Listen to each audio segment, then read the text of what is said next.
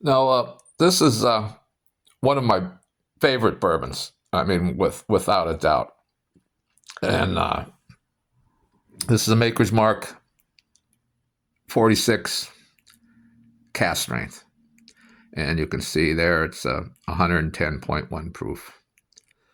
And the 23 is, of course, for 2023 and '02. I don't know if that's the release or the quarter. I really am not up to that. I should have looked into that before I even talked about this. But the Maker's Mark, they have the regular Maker's Mark, the standard Maker's Mark, which is, I believe, 90 proof. And that is a bourbon I recommend for anybody that is new to bourbon or wants to get started in bourbon. Maker's Mark. I mean, it just drinks so smooth and it's sweet and it has, nothing offensive that anybody would find like overpowering or anything like that.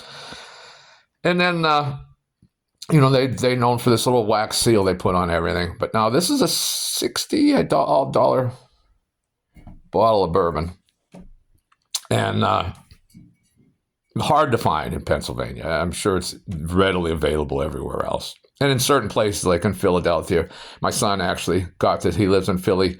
He actually scored me this bottle, which I was thrilled about. I couldn't find it here. And or even in the area, a couple cities around me that I can usually go to.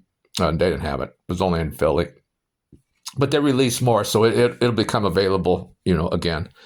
But it's just great tasting. Now, this isn't a starter bourbon at all. But they make the regular cask strength, which they have a regular Maker's Mark cask strength, which is also, I believe, 110 proof. But that's only $40. Originally in Pennsylvania, when I first started buying it, it was $60 a bottle. And then for some strange reason, they dropped it down to 40. Now it might be like 45 now because everything's going up. But that was the only bourbon I knew that ever lowered its price. And why they did, I have no idea. But so the regular cask strength, what they do is they make that, they mature that, however old that is, and probably 4 to 6 years old, somewhere in there. And then they put it in a new barrel with these French staves and charred. And that adds this extra flavor, this extra element to it. And it is just delicious. It is a wheated bourbon. And that means, to be bourbon, I believe it's got to be 51% corn. And then you can have barley and rye. Instead of the rye, they use wheat, which is a softer thing. So wheated bourbons are usually very smooth, and they're also usually sweet. So this is a great tasting bourbon. And again, I wouldn't recommend it to new bourbon drinkers, but hey, you may find it outstanding as a new drinker. I don't know, and I drink all my bourbons straight. I put an ounce, 2 ounces, depending on what I'm drinking, in a glass, and I enjoy that. And especially like this stuff, I think I drank like 2 ounces. With a cheaper bourbon, I'll go a few more ounces in a glass. But in a lower proof point, of course. Now, any Maker's Mark you can get your hands on, I recommend. I no longer buy the regular Makers. I'll buy the cask strength, the 46, and anything else that I can see that Jim Beam took over Maker's Mark.